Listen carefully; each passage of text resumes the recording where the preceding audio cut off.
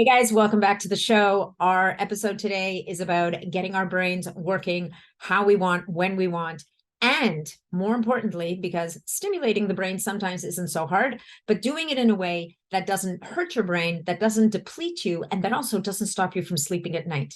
And of course, this takes art, science, and finesse. And my guest is all about the art and science and nuance of nootropics. His name is Mark Effinger. He goes by Mr. Noots quite often in the industry, and he is known as the dude who can get the job done. And he's just, on top of being super smart, he's actually a wonderful, wonderful person. So we talk all about nootropics. We talk about some of the different compounds that they use in Nootopia and more. So if you decide you want to give this stuff a try, this podcast actually is coming out right around Christmas. This would be a wonderful Christmas present. I'm telling you, whether you're giving it to yourself or you give it to someone you love, this is a beautiful, beautiful gift. It is definitely in slightly higher price category. I did this for one of my team members earlier this year, and she just loved it. So the website is nootopia.com/nat. And you can save 10% if you also put in discount code Human Performance 10, and Human Performance has all caps. So nootopia.com/nat, Human Performance 10, all caps on the Human Performance. And if you're trying to reach me, of course, natniddam.com is where you will find me. And I have to tell you guys about my new community on Mighty Networks called BSP Community. And in this community, we get to talk about anything we want because it's fully private. I also do live Q&As every month. We deep dive into peptides or a biohacking topic every month. I would give people a presentation, sometimes recorded, sometimes live. I'm also able to bring in experts and do live presentations and Q&As so that people get their questions answered. I will be advanced releasing certain podcasts because I've got so much inventory. It takes me a while to get it out into the food chain. So people in that community will get sneak peeks at podcasts before anybody else. And of course, we're also going to be doing different types of N of 1 experiments with different companies who are looking to access committed biohackers in the space. So anyway, look it up, BSP Community. You can find out more about it on my website at natniddam.com. As always, I totally appreciate you guys. Thank you so much for being here. If you get value from this episode, of course, make sure that you share it with your friends, family, or anybody else who you think would get value. And last but not least, we love those reviews, so keep them coming. That's what gets this show on the map for more people. So thanks again. Happy holidays to you guys, because that's that time of year, and enjoy the episode. Hey folks, just a quick reminder that all of the information presented in this podcast is for information purposes only. No medical advice, no diagnosing, no treatments suggested here. Before you try anything that you hear about or learn about here, make sure that you check with your medical provider. Welcome back to the show, Mr. Noots, aka Mark Effinger. It is great to see you today. Natalie, you're so great. I really appreciate you spending some time today. It is always a pleasure. I'm just, we were both hoping to see each other at the biohacking conference a couple of weeks ago, but unfortunately you had an unfortunate incident with some bad poison sumac. That's it, poison sumac, which is kind of like poison ivy, right? Yeah, well, that's actually a different branch. Poison sumac is, what's great about it is that it's really hard to identify the difference between the non-poisonous and the poisonous unless you know your botany. So yeah, and my dog, we just happen to have some growing in the wild in the backyard. I'd never been introduced because I'm not a Midwest boy, I'm a West Coast boy. And so, I was blown up like a balloon. All right. Well, you're looking great now. So whatever you did to get your skin back totally worked. It's all the lighting, Nat. It's all the lighting. Well, you got good lighting going on. So for those of you who are watching this on YouTube, you know what we're talking about. The rest of you who are listening to this, in my background is my messy office, and in Mark's background is this very cool graphic thing going on. It's super cool. When I grow up, I want one of those backdrops too. So anyway, but we are gathered here today to talk about nootropics. Quite apart from the fact that the Well, I mean, these nootropics have pretty much changed my life. I'm sure they've changed the lives of many other people. But there's so many different topics I want to talk about with you today. And I'm going to start with the first one, which is the most shallow one, because, it's shallow, and yet I will say that as a nutritionist and a health coach, one of the hardest things to get people to do is to take stuff that tastes bad.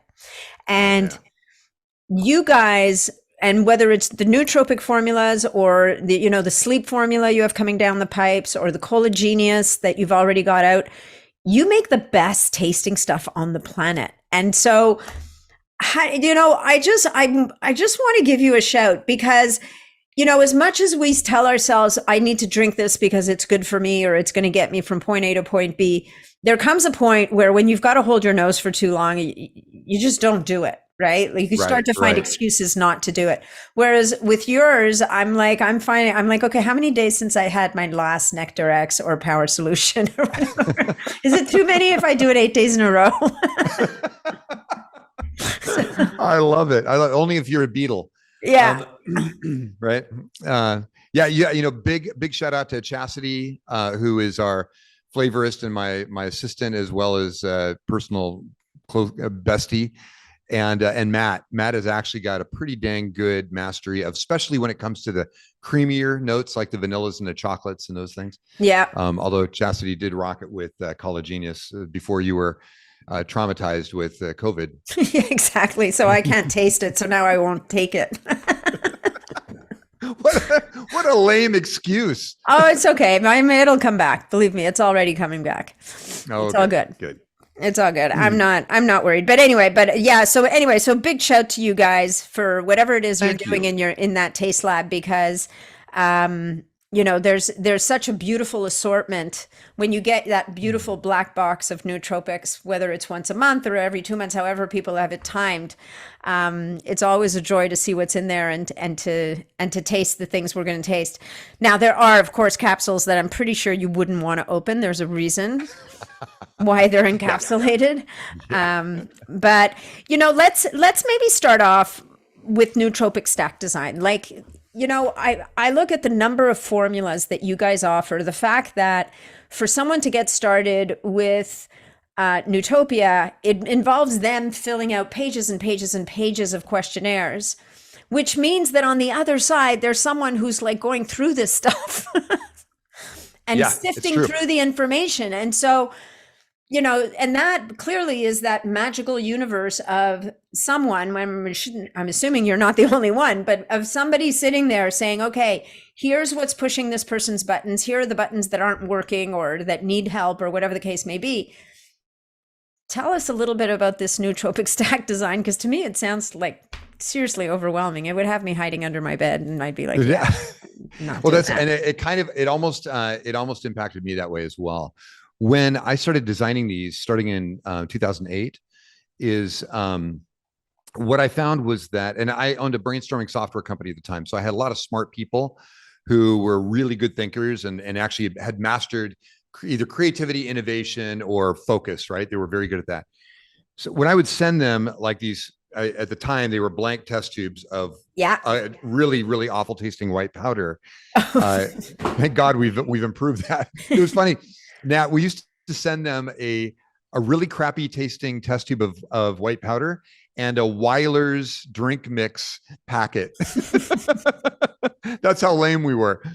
But what we found was that if we sent them just a mix, a blend of these components, and I'll get you a breakdown of what the components are in a second. What we found is that if we just sent them out to them, between 30 and 42% of the people would respond really well to them. Mm-hmm.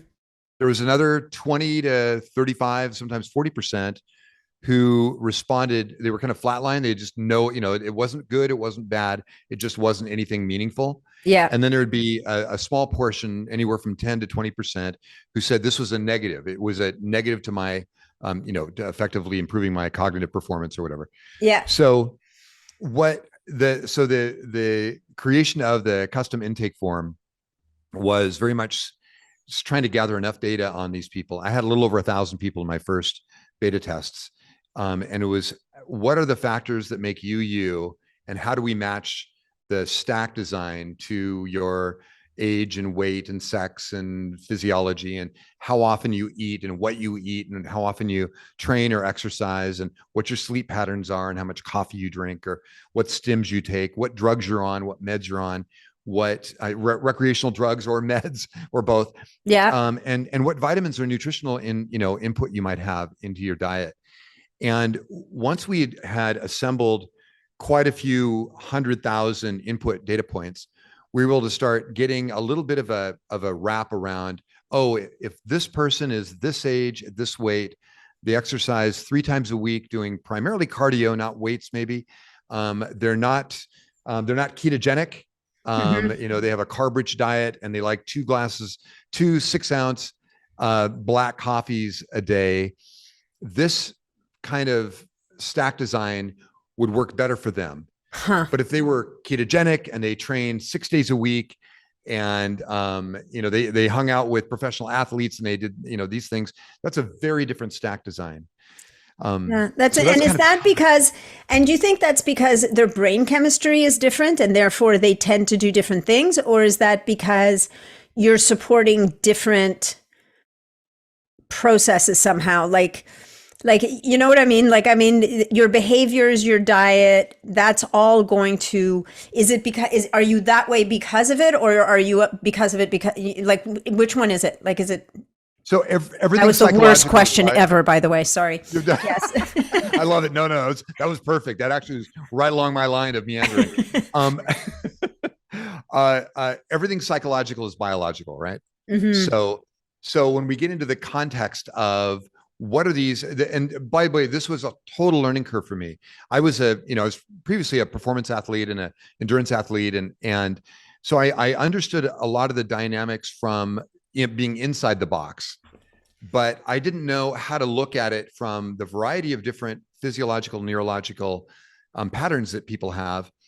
And what you don't think about is you don't think about the fact that, like, if let's say a pretty aggressive athlete or an individual that does hardcore athletics, you don't think about the fact that maybe they're low on salts and right. And so sodium is pretty critical to the electrical potential of the neuron. And so if you're low in sodium, right, you're going to have those kind of gaps in thinking that might come along. It's interesting. So these are kind of factors. So, but the other things that we found that were really, really important. The other side of that, by the way, as an athlete or as somebody that trains or works out or does those kinds of things, is your hormone levels are going to be dramatically different than people that don't. And as we know, hormone level management and mastery is a key to every one of our processes. Enzymes and hormones, you get those 2 right. The rest of it is going to come along pretty well. So and getting those 2 right is, it's a lifeline. I mean, that's the thing. It's an infinite horizon, right? Right. And it's constantly shifting.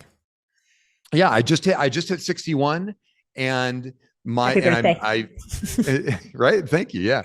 So, and the difference between 40 and 60 is massive. The difference between 55 and 60 is actually pretty significant. Right. And you don't think about those things, it's the frog boiling. You think that, okay. I'm not going to do quite as much training. Like the difference between in natural testosterone levels, I supplement testosterone, but I don't do exogenous testosterone.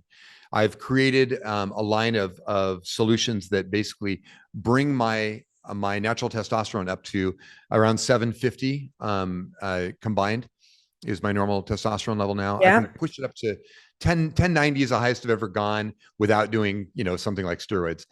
But at my age. But that's pretty good for somebody 61 years old. Yeah. That's amazing.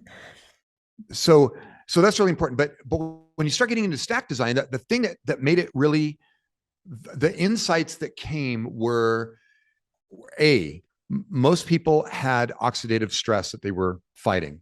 Yeah. So let's make an antioxidant stack component of each of these products so that we can obliterate, or at least cut down on the amount of oxidative stress they're dealing with for at least an 8 or 12 or 16 hour period or something like that. The other was adaptogenic stress. So right? And having something that when under stress, the fight or flight adrenal response is not necessarily muted, but it isn't amplified, or it doesn't go, it's not open loop. And suddenly you're dealing with a bunch of other factors. I've had that before, and it's awful when your adaptogenic stress response is off and you don't know how to manage it, and it suddenly sucks up all your serotonin because your adrenals are pumping out norepinephrine, and you're trying to, you got cortisol and serotonin trying to protect you from flying off the handle or having your heart beat out of your chest. Yeah.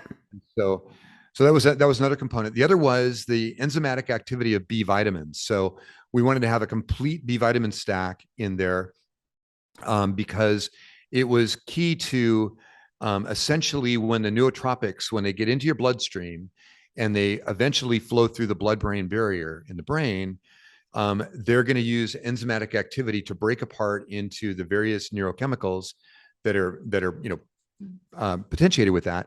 And so you need those B vitamins. They act as enzymatic cofactors in the development, creation, and the kind of articulation of those neurochemicals. So that was really important as well. And we also found that most people who are living, fairly effective or aggressive lives, the kind of people that take nootropics because they want performance, are the kind of people that are running on the edge of performance, and they're often vitamin deficient in certain areas. And so we found that methylated B vitamins were a valuable course to add to the stack design.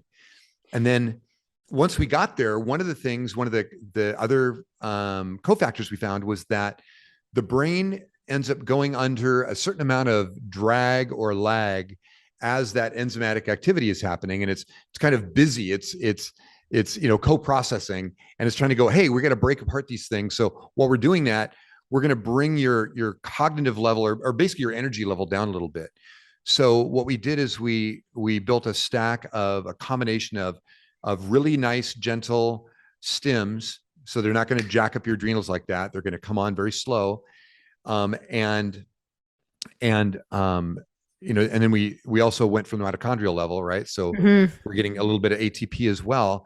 And that way, during that processing, that enzymatic processing, instead of getting a lag, you're actually getting a slight boost. Yeah. And then as that falls off its curve, your ATP levels, because we're really mitochondrial friendly with our products, our solutions, as well as your cognitive performance is increasing. And then while that's happening, there's a couple of other elements. There's prohormones, which are really important to obviously all of our co-processing. Yeah. Really critical. And if your hormone levels are low, you're going to have to hammer a lot more product into you to get the results. Or what you can do is you can use a moderate level of solution and you can amplify it or potentiate it with prohormone levels or precursors to prohormones. And then lastly, what you also need is when you're getting cognitive processing is improving radically, you're going to start using up acetylcholine in the brain. Right. So you want to create a choline donor that basically provides a little bit of additional choline, not so much. If you have too much choline, you're going to get foggy. Yeah. If you have not enough, you're going to get a headache. It's not really a headache, it's a neck ache because, and it traps. It's basically it starts pulling choline out of the muscle. And as it does that, you start getting this tightening. Interesting. And it ends up feeling like a neck ache or a headache as a result of that. People often don't know how to dissociate from those two. Yeah. So that's kind of the complexity of every stack we do has every one of those components to it, as well as there's a bunch of herbal extracts in there as well that potentiate meaning if you take a certain compound and you take 100 milligrams of that compound, but the clinical dose of that compound might be 250 milligrams. Yeah. You can often take 10 or 20 or 50 milligrams of a partner component, and it'll amplify the desired outcome of that herbal extract or that nutrient or that supplement or that precursor. And it'll amplify it to the point where it might be 250 or 300 or 350 or 500 milligrams of effective dosage.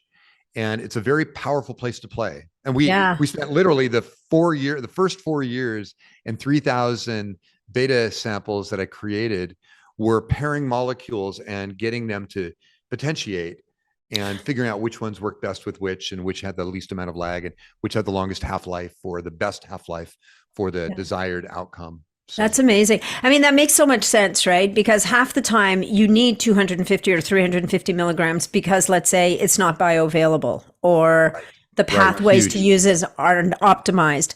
And so all of a sudden, if you can, it's almost like you're beating a path through the forest and you're getting rid of all the shrubs and the crap in the way. And now all of a sudden you're expending like a third of the energy to travel the same road. Oh, absolutely. It's that efficiency.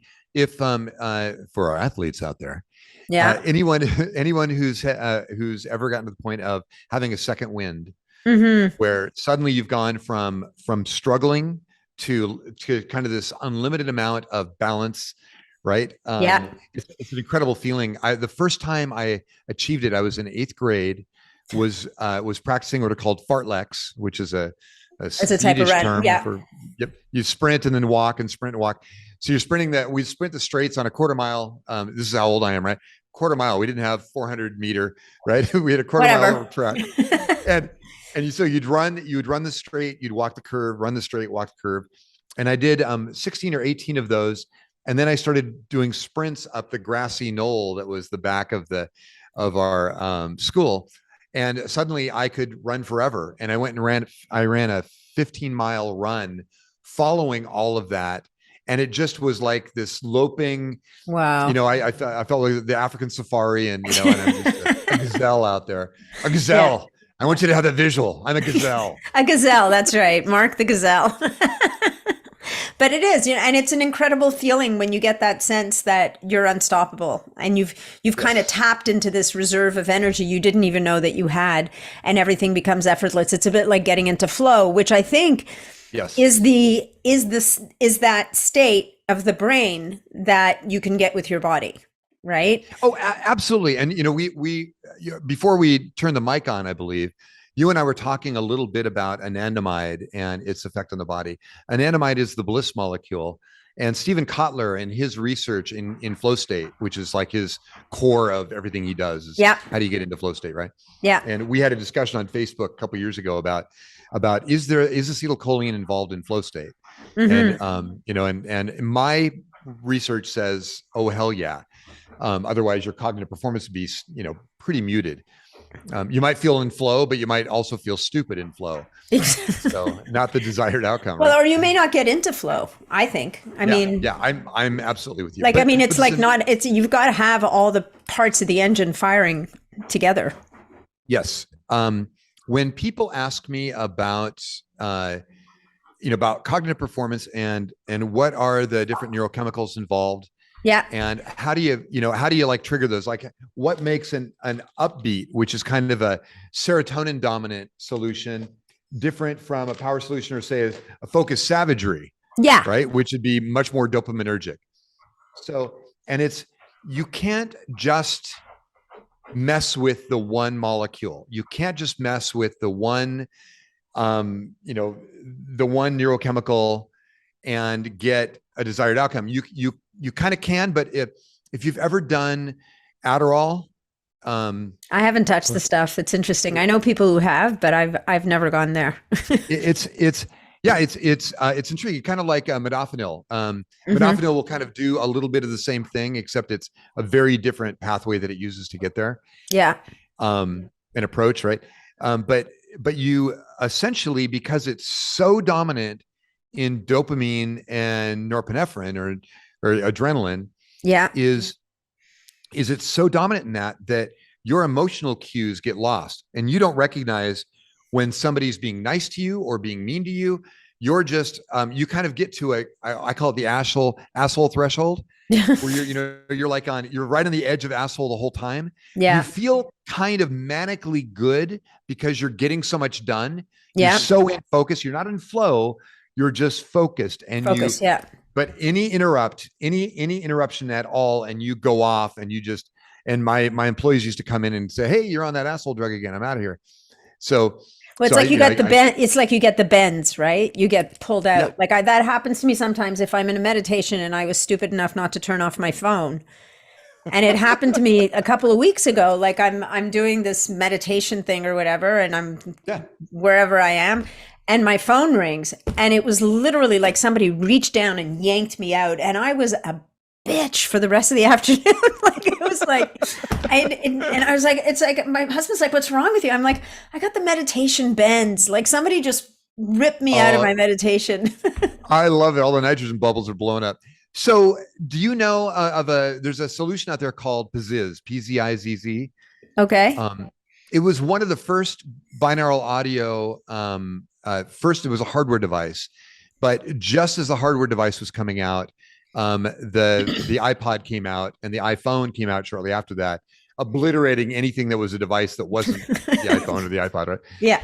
So, but what they did is they resurrected it. They sold it to a guy, and they've resurrected it as an app that you can get on your phone or on your Windows or Mac machine. And it is incredible binaural audio, but it also has guided binaural audio meditation. It's really cool. It uses AI, and it reconfigures itself every time you turn it on. Interesting. So you don't get adaptation to the binaural tones. It's really great. And I use it daily, once or twice daily, typically first thing in the morning, kind of like you would if you were doing transcendental meditation. Yeah. And then I'll do it mid-afternoon for 20 minutes as well. And it's really incredible. But there's a guided version of it. So they basically you buy it for like $30 a year, and then it has like hundreds and hundreds of different soundscapes and things, all binaurally tuned. Yeah. And then you set the length. How long do you want to meditate for? And it writes this brand new meditation for you, and to fit that exact period of time. So it brings you into state and brings you out of state. Yeah. But the guided version, especially if I would do a long meditation, like a 30 to 60 minute meditation, is the guided version. Beautiful. This guy, it's either a male or female voice, and it's British, right? So it's always, it's milky. Always sounds classy. Yeah. Right. Exactly. Yeah. Nothing else. It sounds great. So, it's Ian McKellen. And so, but as it's coming in, so you're just getting into state, and suddenly he comes on, and it's the guiding part comes on, and it pulls you out of state. Oh, and then you go back, and it pulls you out of state. Yeah. So I use the non-guided. Yeah. Version, yeah. Pretty critical. Yeah. No, sorry to take you down that loop, but very, very worthwhile. Steve Jobs was actually a huge fan of Pzizz. Even though he obliterated them.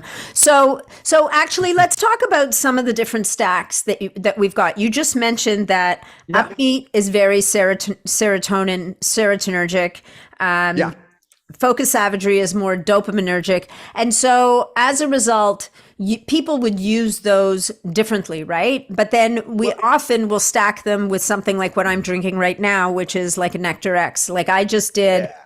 I just took an upbeat just because I was, it's the end of my day and I was feeling kind of, so like, I know, what am I going to bring to Mark? I'm going to bring him upbeat with Nectar. I'm going to bring, what am I bringing?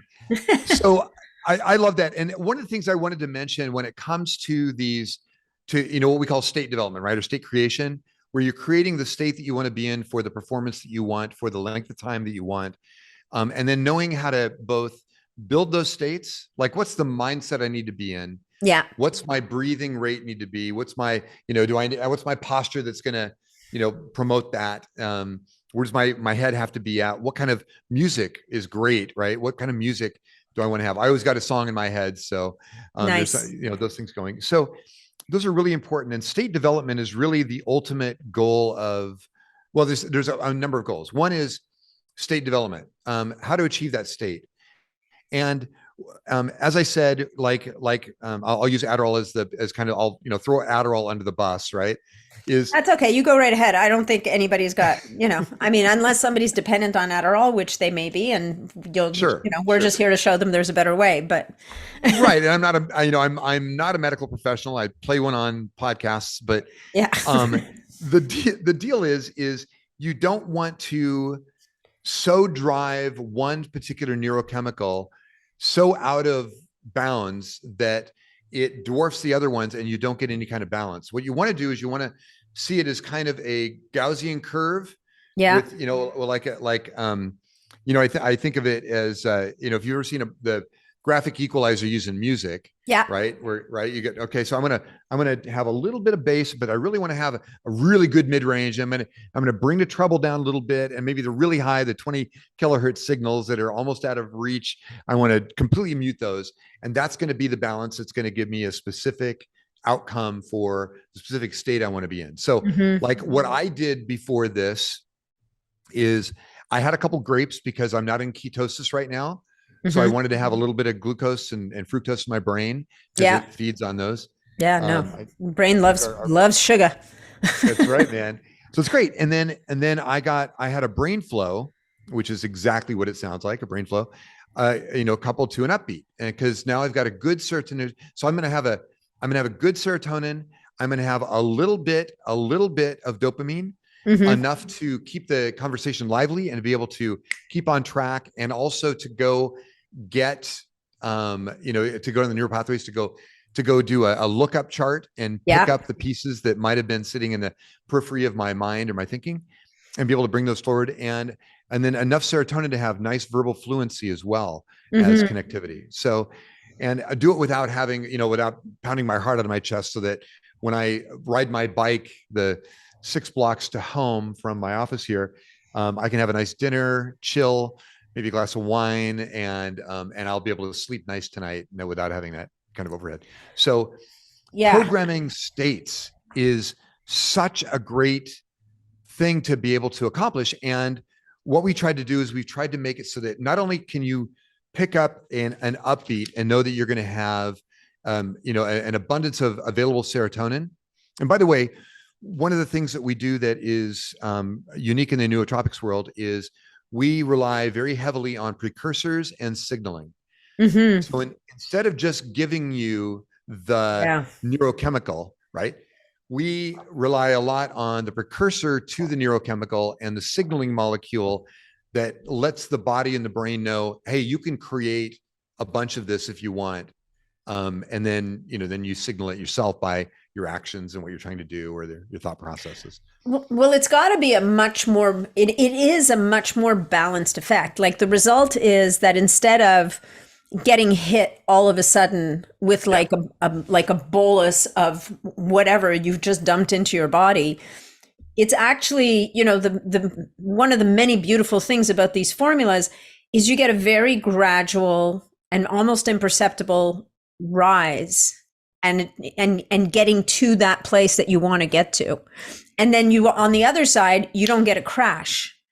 Right. Like, that wakefulness, a wakefulness, right? Or awareness, like when we first created these solutions, this was, again, many years ago. I launched in 2012. In 2011, as I was going through the rest of my beta testing and getting it, really figuring it out, we found a couple of chemical messengers that we could work with that did they did the magic. They really got the formula over the gap.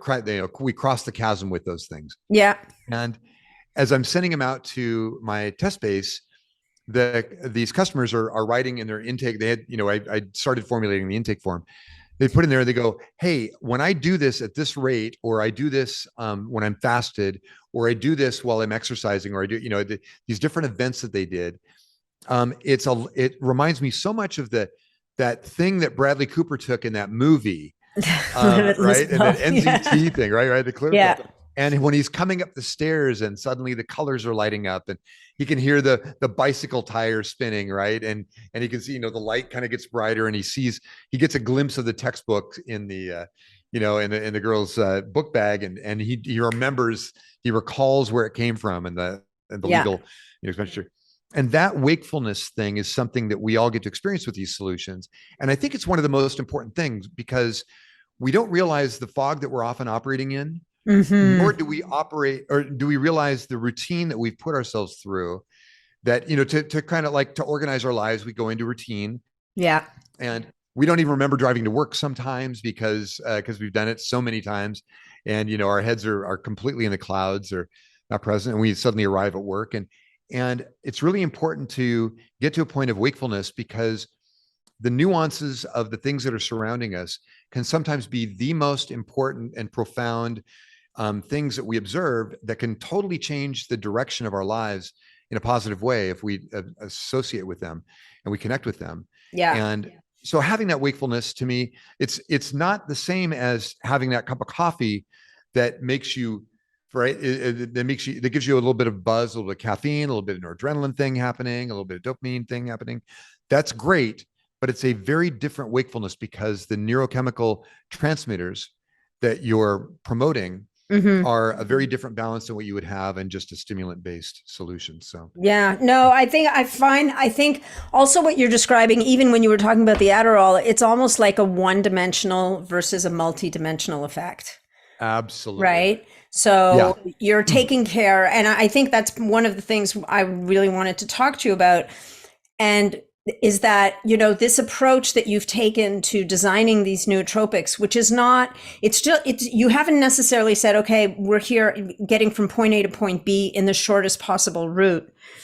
It's more, you know, coaxing the brain into those pathways so that it's almost like you're teaching the brain or giving the brain what it needs to get there, as opposed to just slamming it into the chute. And I think that probably I'm sure that that's a big reason why you can take a lot of these different formulas. First of all, there's variety. So you're not always pushing on the same buttons, right? Absolutely. Absolutely. Which is massive, because any one thing that you do over and over again, one of two things is going to happen. Either you're going to get numb to it, or it's going to create a deficit of some kind, like one or the other.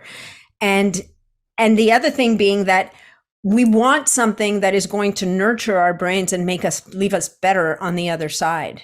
And so maybe you want to talk about that a little bit, because I think that a lot of what you talk about when you're bringing in the methylated Bs and the adaptogenic elements and all that stuff, like this, there's a piece of it of, it's not just about getting the job done. It's about creating a better environment and leaving the world a better place, the world being my brain. Well, yeah, I mean, this is really perfect. You know that I got into this because my wife died of an oxycodone overdose. And so that led me down the trail of how do I get people out of addiction, or how do I help them out of addiction? But when I found I could help somebody get through addiction, I could partner with them, or I could sponsor them, or whatever the approach was, but they're still have the same brain, right? They don't have a whole new mind. So how are we going to create this environment? And that's where it comes to BDNF, which this is collagenous, which is our mushroom mix, is a master of BDNF. And it's not just mushrooms, guys. It's mushrooms wrapped in the best chocolate you've ever had. I'm just Why, thank you. Oh, yeah. So BDNF, brain-derived nootropic factor, which is the precursor to neurogenesis, right? Yeah. And so the creation of new neurons, if you create new neurons and you don't do anything with them, they will atrophy pretty quickly. Yeah. If you create new neurons and you're actually functionally using your brain, or you're even attacking a problem, or you're trying to write a song, or you're crafting some words on paper, or whatever the thing is, that starts building, it immediately starts creating synaptic cleft and gaps that are in alignment with the different areas of your brain that need to actually co-process that information.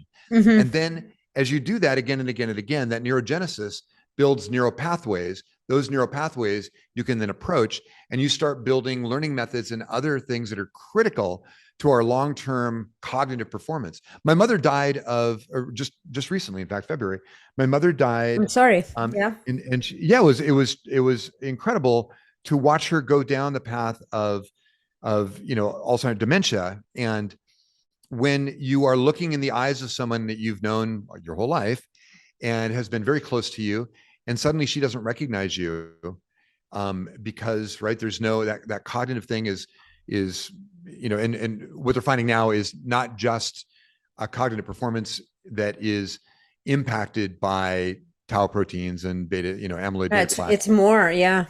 It's actually the liver, it's liver and some of the other performance architecture within our bodies. And it's very much like cholesterol is trying to cover some of the damage it might be having cardiovascularly, right? It's not cholesterol's not the problem. Yeah. It's trying to solve the problem.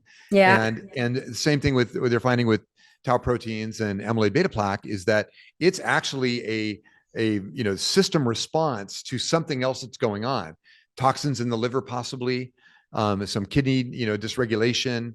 That's crazy, right? And so meanwhile, all this money and energy has been pushed into 16 years worth to obliterating without actually understanding, without and the discovery, Nat, the discovery of that blows my mind, that a guy is looking at the research images and going, hold it, that looks photoshopped. And going back 16 years, and he goes, you know what? This data isn't real. This data was crafted. In fact, he said a really interesting thing. I think I've got it here. Hold on. He said, he said, you can cheat to get a paper, you can cheat to get a degree, you can cheat to get a grant. You can't cheat to cure a disease. Yeah. Biology doesn't care. And it was Dr. Schrag, who was a guy that figured out that it wasn't blew the whistle. Plaques and the rest were not the cause. They were the body trying to solve the problem. Wow. So, that's crazy. So yeah, go ahead. Sorry, keep going. Where were we? I know we went off on a tangent. I went off on a tangent on that. Yeah, no, that's all right. I mean, because we're kind of talking about the long-term benefits of well-designed nootropic stacks, right? Like, I mean, how it's going to, and to me, because there's so much mental health imbalances in the world, like it's heartbreaking. I started kind of cluing into it years ago now when I first became a nutritionist, and I became the nutrition coach at a gym. And I was seeing all these 20-somethings, and almost every one of them was on some kind of antidepressant. And I was like, or anti-anxiety med. And I was like, this is so weird. Is it this gym? And then it occurred to me, no, it's like, it's become endemic in society. Like everybody. That reminded me, that was Steve Martin in The Jerk when he's going, the cans. Oil cans. Yeah, so anybody that you had to go see The Jerk, you'll go watch The Jerk. Anyway, but I mean, it's and that was 10 years ago, and now it's exponentially worse. Oh, yeah. And so where do nootropics, and I mean, this is a question I've been wanting to ask you, like, where do nootropics come in? And because I would imagine that whether they tell you or not, there's a huge percentage of the population of people that you're serving with these nootropics that have something going on, whether it's anxiety or depression or whatever the case may be. And so do you think that are the nootropics able to, over time, kind of help these people kind of fill the gaps a little bit? I mean, we're not doctors. I know you're not curing anything. You're not treating anybody.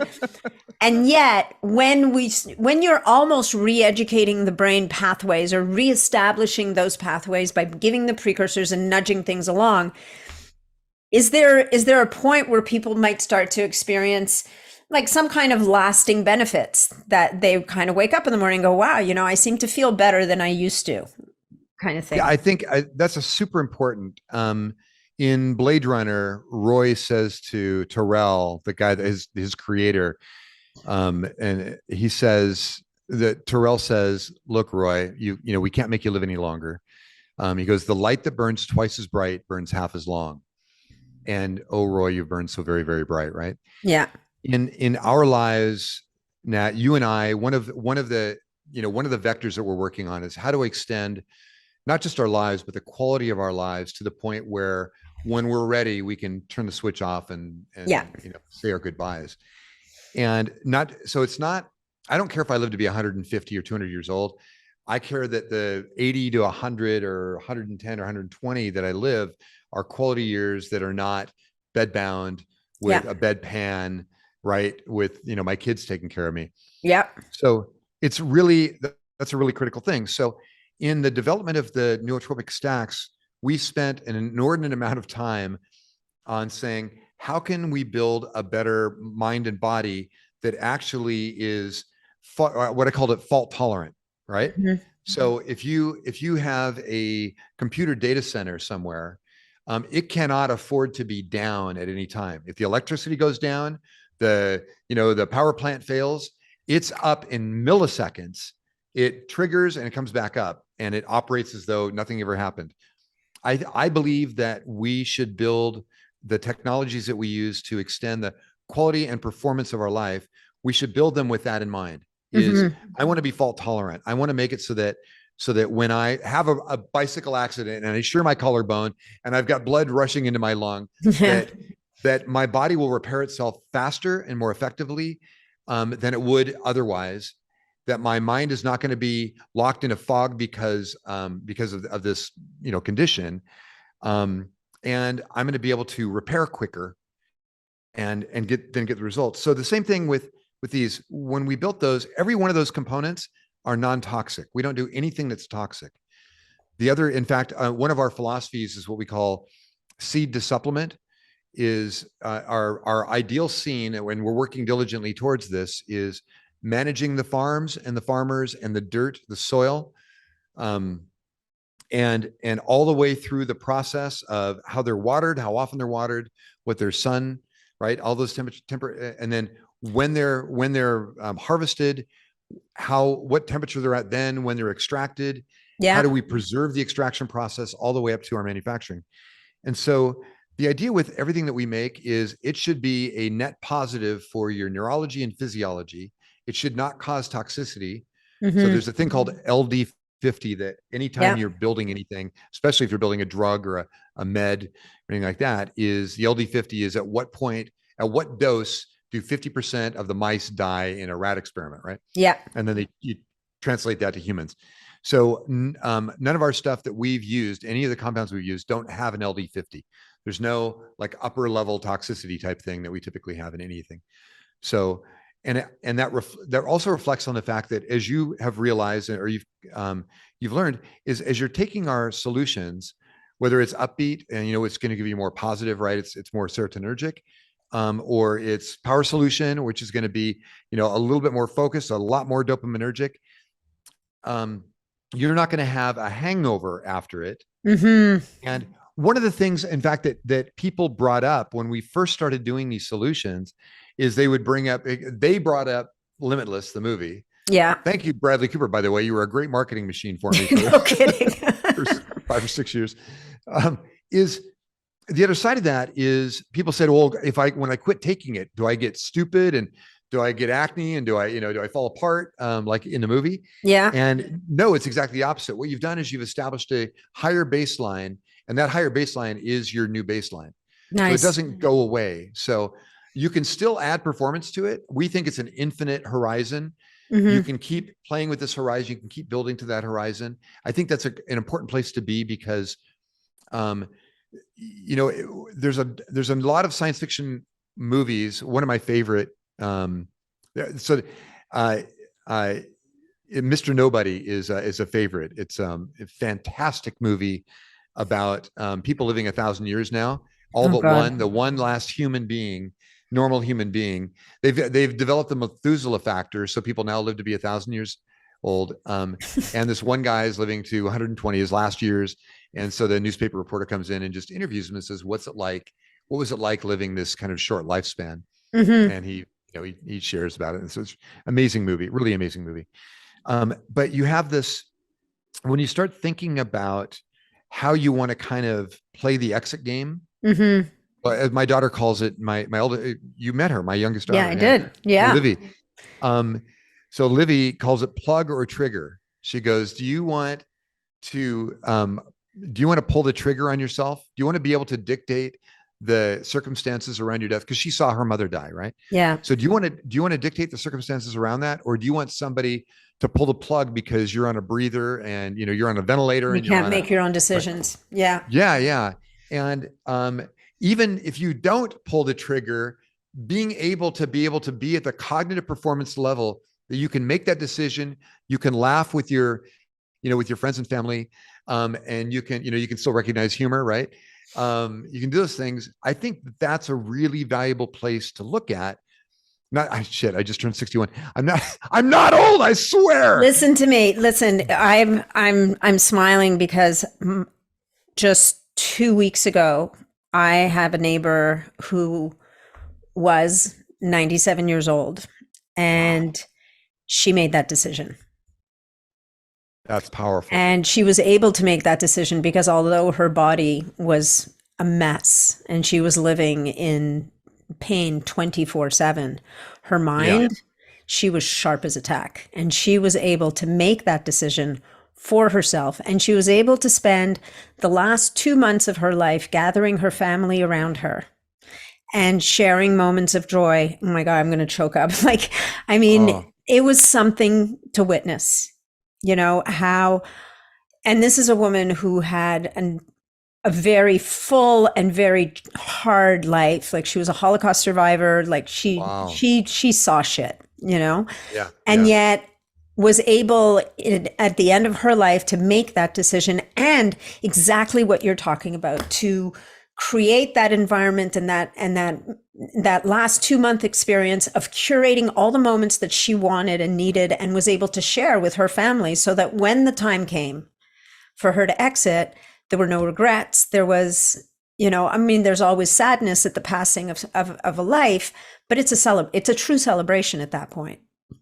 Yeah. Oh, absolutely. I think, my brothers actually just went to the Oregon coast this weekend with my mother's ashes, and floated those off into the ocean, which was her absolute favorite place to be.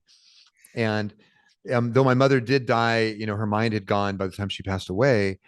The moments leading up to that were so profoundly powerful to me. The person in your life who says, "You're a smart kid, you can do anything." Yeah. I mean, that's a gift. That is Yeah. a absolute gift. I mean, if it wasn't for that, I wouldn't be here. You and I wouldn't be speaking, because I'd be digging a ditch somewhere, or some other For blue sure. collar job, because that's my family. We grew up like that. So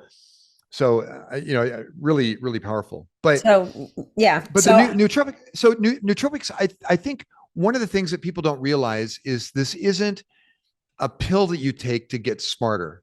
It's not a drink that you take to have more energy. It's a solution that you take to improve your whole physiological and neurological performance, to raise your baseline, to remove oxidative stress, to improve your adaptogenic response, right? To improve your levels of B vitamins. And then from there, to be able to improve everything from your hormone levels in your body to the absolute way that you're able to think or deal with the things that are the toughest things to deal with, which are typically in your head, right? Yeah. You talk about depression and people using SSRIs. It's really critical to understand that. And by the way, I've been hardcore clinically depressed 3 times in my life. I mean, twice suicidal. So I am no stranger to the feeling of overwhelm and that happens with that, nor ADHD and other characteristics that happen as a result of my upbringing and my own neurology, physiology, and the kind of stuff I took when I was young. But the cool thing is I haven't had, I haven't been sick, like really sick. I did have a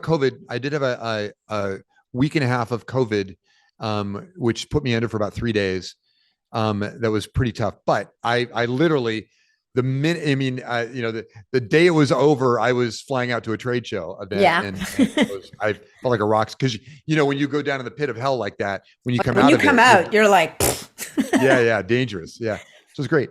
So it's really important to understand that you do not have to be a victim to these conditions or these states that we operate in often, because our neurology or physiology is, as my eldest daughter would have said, she said, my dad, my brain's broken, and I don't know how to get it back. And so it's important to understand that these may not be a cure, but they're a damn good solution to helping people get closer to that cure, or working with your medical professional and going, I don't like the side effect of this med.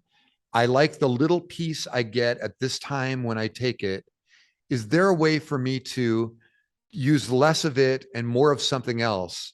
And we have a lot of customers who have worked with their medical professional, their clinical professional, and said, hey, this thing is, dominant in serotonin, or dominant in dopamine, or dominant in norepinephrine. Can we maybe work on titrating down the med that I'm on and try to kind of like make a more robust me? And oftentimes, not always, but oftentimes what we find is that when you start working with your neurochemical states that you're able to approach with the stacks and getting your health back in order, because now you've got the right B vitamins and you've got the antioxidant, all those things. And you have the mental energy. Dude, isn't that key? Like if you, like, I don't care how smart you are. If you've got the cognitive performance, but you don't have the energy to execute. Yeah. Unless you're Stephen Hawking, you're not getting anywhere. right? Yeah. And he was sponsored by IBM. So, good luck, right? Just pretend that you're probably not that person.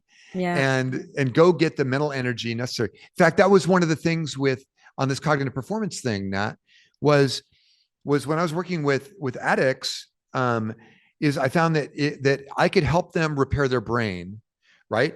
Now they make better decisions, so they don't go down that hellhole of making a shitty decision and getting a crappy result and then getting bad self-esteem and right, that whole spiral downward. Is they would make a little bit better decision or a lot better decision, and then we gave them the natural ATP derived energy to execute on that. Well, now they're creating this upward spiral of success. Yeah. And everybody, I don't care, believe me, we've got some of the top people in sports, Hollywood, right, who use our solutions. And what they use them for is the fact that they're already at what people would consider, they go to 11, right? Yeah. But having that edge allows them to go to a level, we call it sick to superhuman. They go from optimal to superhuman on demand, and they can get there. And they need that because they're maybe managing 10,000 employees or maybe doing a project that's so critical to the success of the company or themselves that if they don't have that edge, they're screwed, or they've got to hire another 10 brilliant people to try to take over. Instead, they can be much more in control of it and much more happy with the outcomes because they're creating them and they're seeing those outcomes happen even before they're manifest. Nice. Sounds woo-woo, but it's true, right? Yeah, but you know what? It's frankly, you can talk to anybody who's got that degree of success and they've visioned it, right? They've seen it before it happens. You can't get there if you don't know where you're going. Absolutely. Is the bottom line. So you bring up a really good point though, because I think that there are so many people who are dealing with some kind of deficiency in their cognitive performance, and they may be on medications. So as an organization, are you guys in any way able to offer these people any kind of guidance that says, look, if you're taking SSRIs, these are the products that you are going to have to watch out for, or this is the product, or this, you know what I mean? Like if you have a product that's going to push dopamine or whatever the case may be, like, are you able to offer them any kind of guidance so that when they're working with their professional, because, when I look at Power Solution or whatever the case may be, I don't necessarily know what it's doing for me. I just know it makes me operate better. But I'm in a fortunate place that I'm not dealing with any kind of major imbalance. But for someone who needs to know, is it dopaminergic? Is it serotonergic? Like, what is this driving so that I can adjust my meds or think about adjusting my meds or be open to it? No, that's an absolutely super powerful question. A couple things here. I'll touch on a number of these pieces. One is we have individuals that review every single intake and feedback form. And when you subscribe to a Nootopia kit, our boxes, is one of the things you get with that is an app that you put on your phone. Yeah. And it gives you a 30-day journey through the products. And it kind of says, here, try this based on this. Here's the outcome we think you'll get. We have a book that comes with it called The Brilliant Mind Blueprint. Yep. I have that book somewhere here. So, yep. It's a great book. So it breaks down each product and kind of tells you where it's dominant, where it's subdominant, right, and how to use it where it might be most effective. And then again, we have this group of people that work diligently to review all of that and then make suggestions, as well as that feedback loop is monitored by our customer support team. So they're looking for clues and hints and those things to help you optimize that journey. We're going to be expanding the journey to 60 days by the new year. Nice. so that you can go even further through it. And then we've added a product called Dopa Drops, which is it's a dopamine recovery solution that also is a dopaminergic solution, but it does it in a very interesting 3-stage process that makes it so that you do not downregulate your own dopamine stores. Interesting. So because one of the challenges is if you take a molecule that is an identical molecule to what your brain or body already makes, there's a high potential, not necessarily all the time, but there's a high potential to get either one of two things: adaptation, where you don't feel the result anymore, or what's called downregulation, where it actually signals to the body to quit producing or produce less of it. Yeah. So people that, whether they're meth heads or whether they take Adderall or they've been to a rave and they've been doing a little bit too much Molly, what they find is often afterwards they fall off a cliff of performance and they feel like crap and their motivation goes away. And that's because they've downregulated the dopaminergic activities in the brain. They've signaled the brain to say, hey, I've got as much dopamine as I could ever use. And then as soon as you don't have that exogenous source of dopamine or of serotonin, or both in this case, then you fall off the cliff because your body's been signaled to say, I don't need any more. Yeah. So you're not making any, you're not getting it from the outside, and bye-bye. Yeah. Right. Exactly. Yeah. It's a bad day. Yeah. Super important. So what we try to do is we want to review everything, and you'll find in the next couple of months, we've got our tech team working on a document that every time you get your subscription every month, you also have a document that comes with it that says, here's what you've been telling us about your experience and about the products that you appreciate the most. And you can even segment. You can say, I don't want any more of those, and I want a lot more of those. And we do that, right? Yeah, I've seen that lately. I was able to, because I have about 7 bottles of Xamner juice at this point. I'm good. Absolutely, one of my favorites. Xamner juice is so cool. And they're great. And that's a GABAergic, right? It's a heavy GABAergic with a bit of serotonin as well. Really great thing. And it just brings your level up, but it brings it up with zero stress, man. And it's also a great thing for podcasts and activities like that, where you need to be pretty cogent. So we do that. We've got a roadmap, which I think is really important. We've got a cheat sheet, so you can kind of quickly take a look at what everything is and kind of what it does. I live by the cheat sheet, to be clear. I go back to it every time. You're gonna love that. So the new ones that we've got a kit. We're upgrading our kits, and if you get on board now, you in November, December, you're going to see this really cool upgrade where we've created this kind of like this is a really cool thing called the storytelling tactics. It's a deck of cards that say, right. I love it, and so really cool. Great for taking various experiences you may have had and being able to refine which way of communicating those experiences is going to be the most effective in doing that. So in the same way, what we've done is we put together a postcard for each product that gives you a roadmap with that product, how to make it work best. Ooh, and it's basically a cheat sheet, it's more an infographic type thing. So I'm really excited about that, because I love things like, I just got this book recently, Doing the Done, Productivity Made Simple. This is for guys like me that right? So guys, you can't see this, but there's every page. I'm looking at a double page spread right now. The 4 repeatable words. That's it. That's on it. No, like it's like a graphic novel on productivity. Right, exactly. And I think that's a really important thing is we need, we're in a TikTok generation. We need bite-sized information that's going to get us. We don't want it to be dumbed down. We want it to be sped up in a way that we can apply it right now, so that we don't have to spend 30 or 40 or 60 or 120 minutes just trying to get to the point of taking the first thing or doing the first thing. Well, that's such an interesting point, right? Because I think that one of the things that people lament in the world that we operate right now is that everything gets drilled down to a soundbite, and so much nuance gets lost. Right? It's why there's these nutrition narratives in the world of fat's bad, protein is good, or protein is bad. Depends on what side of the bed you woke up in the morning, right? And and so we know that oversimplification of information yields useless information that people just adopt as religion, which gets nobody nowhere good. And yet the caveat is that we have to be able to communicate relevant and important information to people in small bite-sized pieces that don't lose the nuance. It's a tall order. It is. And it's a very tall order. It's a learned thing. There's, I did a podcast tour a couple months ago.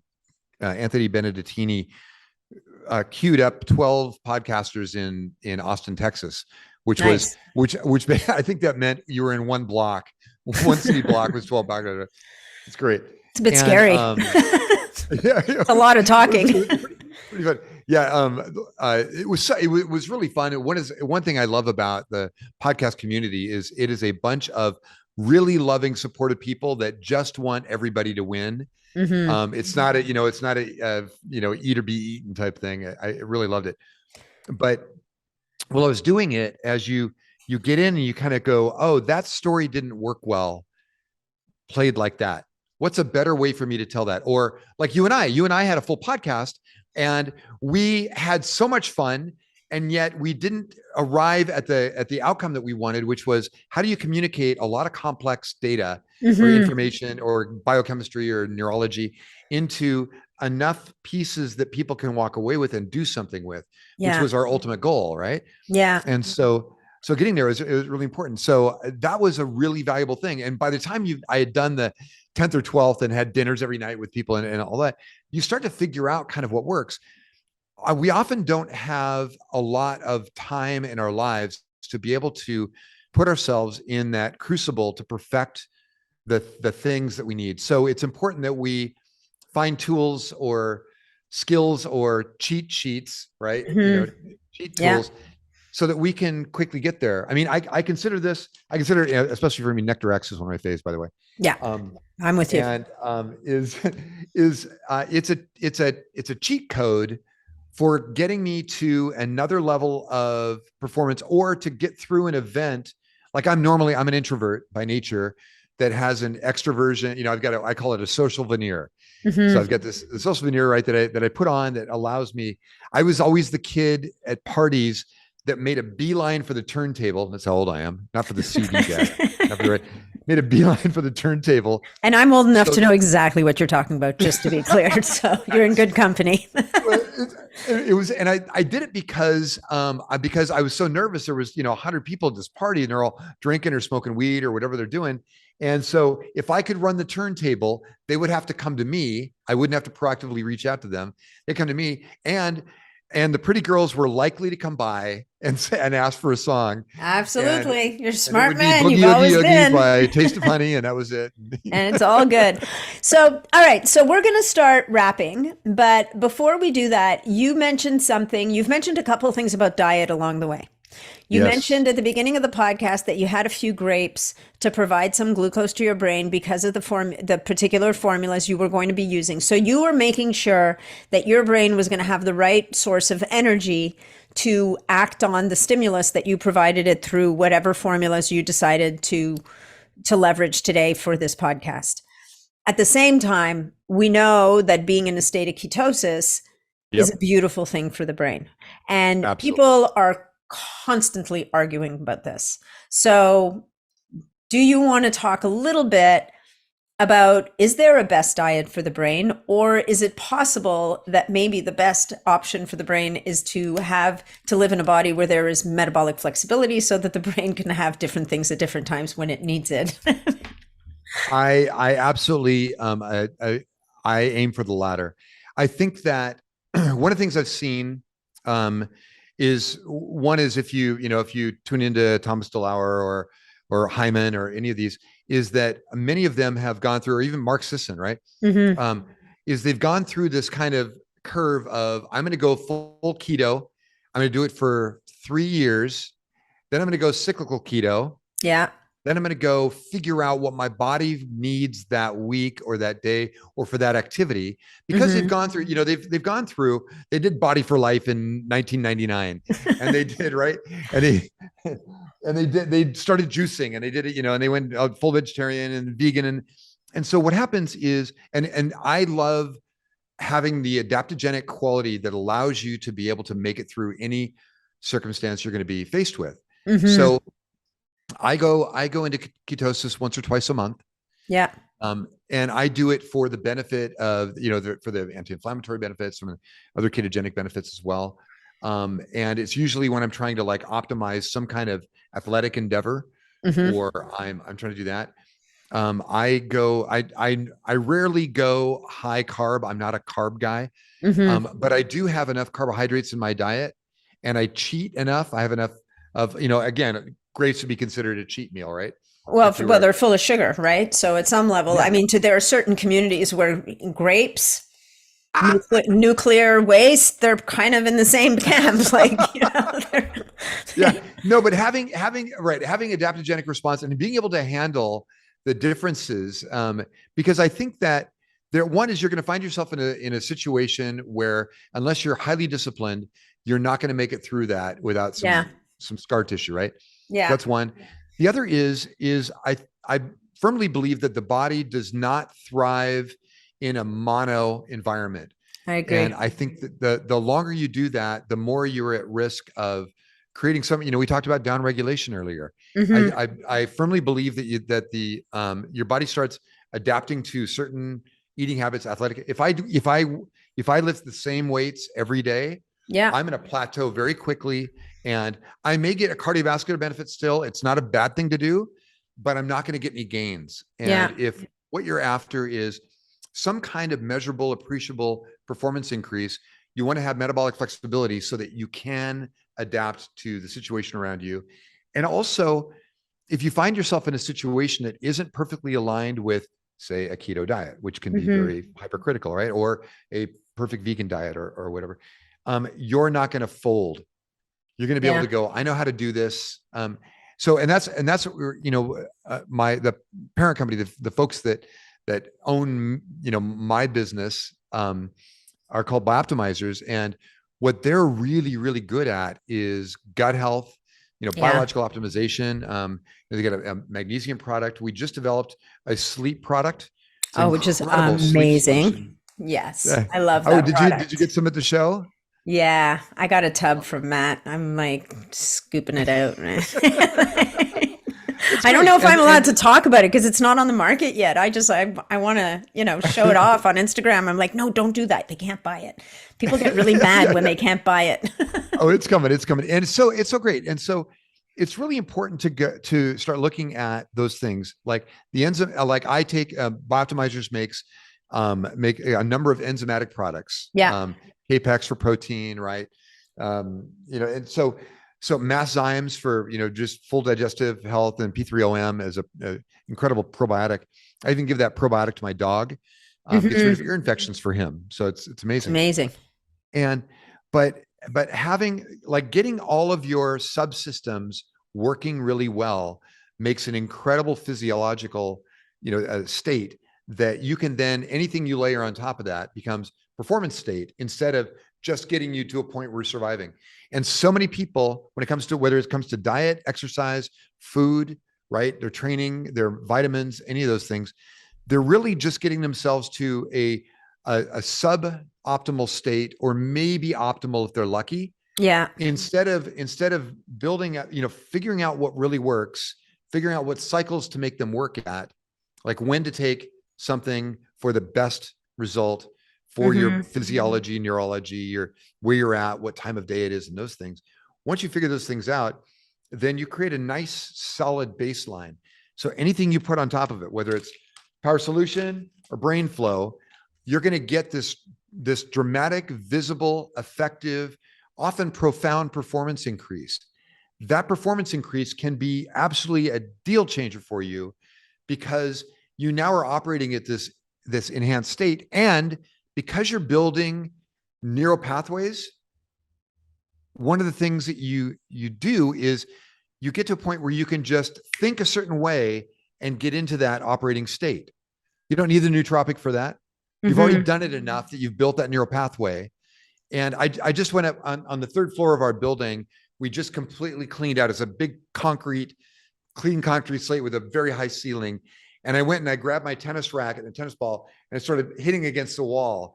And it Nice. didn't take me more than about 3 minutes to get back into what my stroke should be, where the bounce should be, how to bend my legs at the right, how to slide into the ball. It's a little bit dusty up there, so it's slide, and all those factors. And that was a combination of muscle memory and neurological pathway that I triggered that I had remembered from when I was 16 years old playing competitive tennis. You Nice. want to be able to build those, and you want to be able to tap into those on demand. And Yeah. that is the promise of nootropics. The promise is not Bradley Cooper taking a super drug, becoming a sexy guy driving a Ferrari or Lamborghini, right, Mhm. with a hot blonde and being able to speak foreign languages overnight. It is being able to take the best of you and get it into a position where you can always be that person and Mhm. do those things that are most important to you. I So love it. I love it. Thank you. No, that's great. I love what you do. Thank you for what you do. It's thank you, man. No, it's I love it. it's definitely, and I think, I think that touched on the last point where we were talking, that we said thought we were going to talk about, which is the getting healthy as a precursor and a result of complete nootropic stacks. And the truth is that they're intrinsically linked, right? I mean, Yes. and we've talked about it at different points today. That is that the nootropics sometimes can afford someone who's not well a little bit of more of that mental energy so that they can do the work to get well. But at the same time, if you're in a position where you can optimize raise your baseline and create a healthier environment, then the nootropics will take you more into that optimized next level state. So it's just, how they're going to work for you is really going to depend on where you're at and what work you're already doing and what work you need to do. And it doesn't mean you need to be perfectly healthy to use nootropics to get benefits, but you're going to get different things at different stages. Yeah, yeah. In fact, what you do is critical to the performance of what I do, right? Mm-hmm. Is if I don't have clients who are dedicated to their own physiological performance, right? Health and wellness. And I mean that in every aspect. Yeah. Again, mind, body, energy, sex, and sleep, right? Yeah. All the things. All the things. If you're not, once you're committed to that, you want to have those assets in your life running at a high performance, then everything becomes better. And I'll tell you something, like there's a customer of mine who I fired a few years ago. Mm-hmm. Um, he was a problematic customer who, when he didn't get what he wanted, would yell, scream, and called a Better Business Bureau. And so we fired him. And then he came back on his hands and knees and said, please, please, please, I'm sorry. My mind is broken. I just don't know what to do. And I'm desperate. And he's been a close friend ever since. We've helped him get really healthy. What's amazing is when you start working with people who feel like they've just lost it all. There's nothing left of them. Mm-hmm. And you then see them months or years later, and they are absolute rock stars in their world. They're having a blast. They're much happier. The Yeah. people around them are thriving because Yeah. they're thriving, and Yeah. they have more to give. Like, you don't have abundance to give if Yeah. you're broken critically and you're barely able to just survive, Yeah. right? For Getting sure. to thrive is important Yeah. for everybody around you. So Absolutely. Yeah, I couldn't agree more. Make the world a better place, one person at a time, right? yeah, that's it, man. That's the way to go. All right. So, is there anything else you would like to share with the audience, or are we ready to kind of bring this to a close and then start planning episode 2 down the road? Well, I love it. Well, just know that we're not a static business, and that their solutions that they get are personalized and customized just for them. Mm-hmm. So that they're not getting an off-the-shelf product. They're getting a product that's been literally created by hand, although we are building some really cool robots here. Good. They're created by hand in order to make the optimum result. And then in 3 months from the time they start their journey, they will have had it'll typically, unless we nail it, and every once in a while we nail it, they're going to go through 3 iterations of their solutions, making them better and better and better for their outcome. And I just want to let people know that, because it's really important that when you start investing in your health and wellness, you don't just get your one a day and that's the cure. No. The cure is you dedicating yourself to to your own improvement. And then as the needle moves, as you become better at certain things, as you become healthier, making sure and going, hey, I now, at this level of X, my performance is Y. Is there anything else I can do to get me to Z? And be able to understand that this is a moving target. It's an infinite horizon. And it's not stopping. It's really cool. The technologies that we're doing, some of the solutions that I can't talk about right now, but that we're releasing over the next few months will blow your freaking mind, man. They're really cool. And there are things that I couldn't have done in the small, dozen employees that I had before Bioptimizers picked us up. And I'm just super excited because now we have an opportunity. Plus one last thing. You ready? Wait, there's more. Yes. So we're about to release our, not only is we currently, what's that? That looks so sexy. Yeah. Yeah. You see our products in test tubes and these bags, but coming up, you're going to have these beautiful.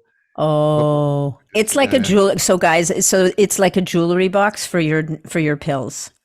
Yes. It's very pretty. Plus it makes a cool sound, right? So is that refillable? So basically we can refill it. And that's the other side. Cool. Is we're going hardcore green as we go along. So not only we have these new boxes that are coming out that have these mag packs in them, so all the products are packed in mag packs. But then instead of sending you this exact same package every time, we're sending you a renewable post-consumer, 98% post-consumer waste box and all that, and making it easy to refill and elegant and love it. Well, I've always loved that you guys didn't blister pack your stuff. Right? Like I've always loved that it was these test tubes, which are really cool. Because then the problem is my house is filled with them because I never want to throw them away. I keep thinking I'm going to find something to do with them. Like it's such a cool container. This is great. Now, so one of the things we did years ago is we made a contest for people they're subscribing to our products.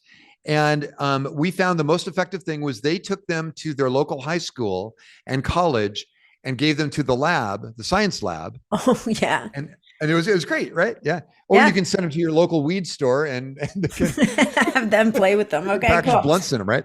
Yeah. Very nice. Well, I find them like great for anyway. It's lots of cool things we can do with these. So thank you again. Thank you, Nat, for everything. And guys, if you're ready to launch on a journey of self-discovery and nootropics, then you can go to nootopia.com/BioNat10 and then use code BioNat and you'll get to save 10% off your subscription. And beyond that, Mark, where can people find you or connect with you? Is it at nootopia.com or what's your handle? Yeah. And anybody wants to email, it's Mr. Noots, mrnoots@nootopia.com. Yeah. Would love to hear from you, by the way. I directly answer most of these things. I'm actually collaboratively writing music with one of our customers who's also up in the Great White North of Canada as well. So nice. Well, there's a big Canadian connection through your company. So we love that. All right. Well, thank you so much for your time. This has been great. And I look forward to chatting with you again soon. Dig it. Thank you, Nat. Talk soon.